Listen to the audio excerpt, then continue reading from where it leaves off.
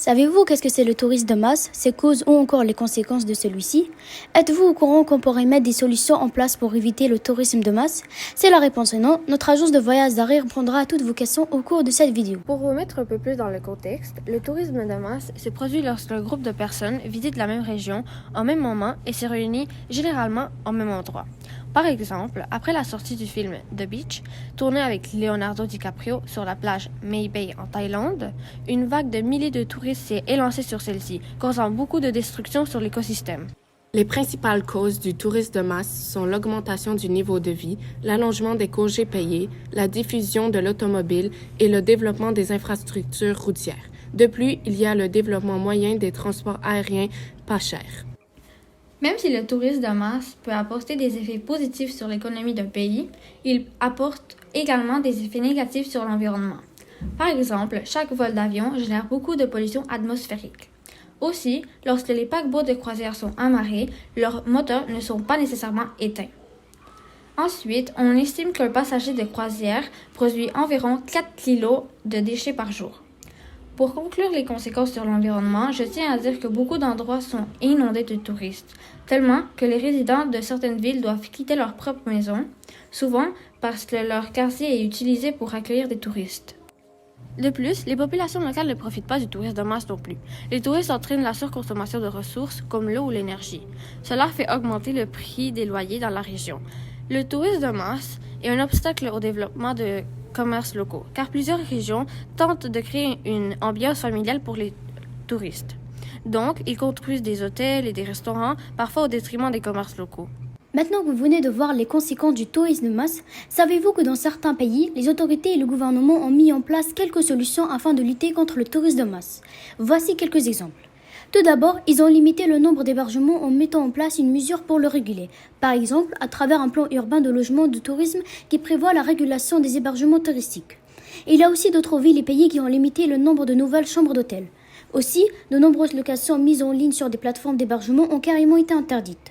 Ensuite, réglementer et limiter l'accès au tourisme de masse est la solution la plus courante pour lutter contre le surtourisme lorsqu'il attaque un lieu particulier.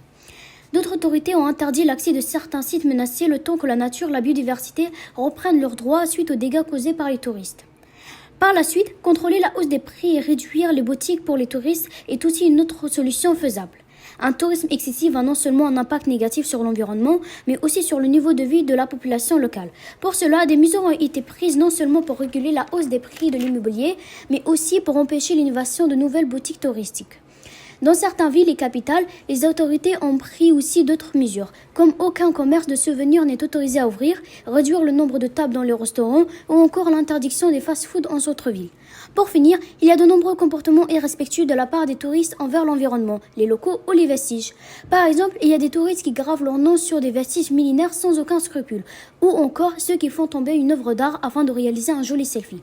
Les autorités locales n'hésitent pas à verbaliser les touristes au comportement irrespectueux en mettant par exemple des amendes ou à interdire de prendre des photos.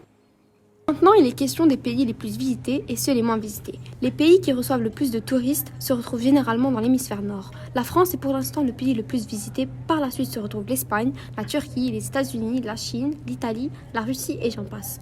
Maintenant, voici les pays qui reçoivent le moins de touristes. Ceux-ci se retrouvent majoritairement dans l'hémisphère sud. En première place se trouve le Tuvalu, Kiribati, Comores, Djibouti, le Timor-Leste, Liechtenstein, Sierra Leone, Anguilla, Moldavie et plusieurs autres. Savez-vous pourquoi les pays les plus visités se retrouvent dans l'hémisphère nord? En effet, la plupart des pays développés et visités sont situés en Europe et en Amérique du Nord. D'ailleurs, l'Australie et le Japon sont également inclus. Ces pays ont été industrialisés au 19e et 20e siècle et sont aujourd'hui d'importants producteurs de biens et de services. Ils possèdent beaucoup de ressources matérielles et financières, donc ils peuvent créer plus de richesses. Cependant, les pays les moins visités sont des pays en développement et se trouvent dans l'hémisphère sud.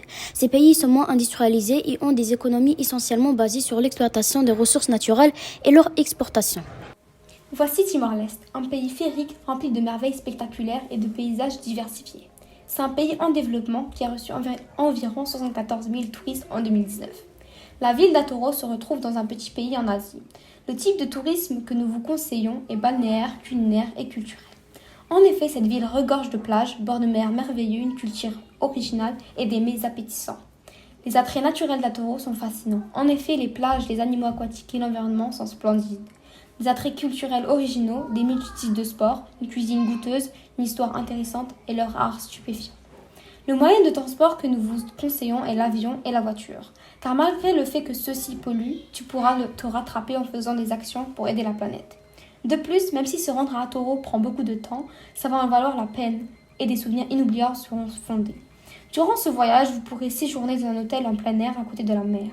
Pour finir, Atouro est une ville non touristique à cause de son manque d'infrastructures, son manque de main-d'œuvre et parce que le gouvernement de la ville veut protéger son pays du tourisme de masse. Comme vous pouvez le voir à l'écran, la France avait 86 918 000 touristes en 2019, alors que Timor-Leste en avait 74 800 en 2019.